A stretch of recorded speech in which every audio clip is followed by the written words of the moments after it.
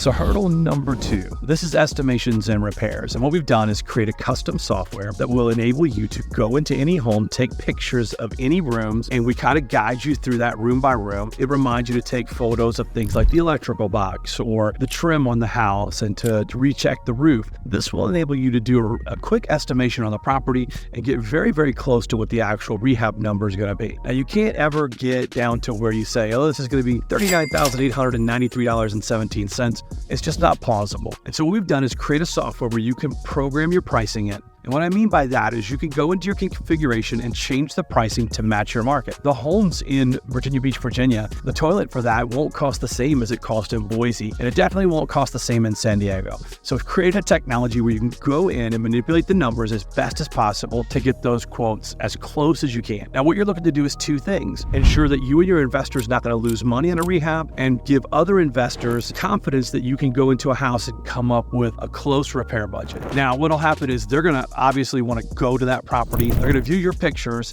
go to that property, verify it, and they'll typically come back with a number, and it's usually within 10% of what we've estimated via the app. So we're going to give you that as part of what we call FlipStack, or a technology stack that will enable you to have confidence in what you're doing out there.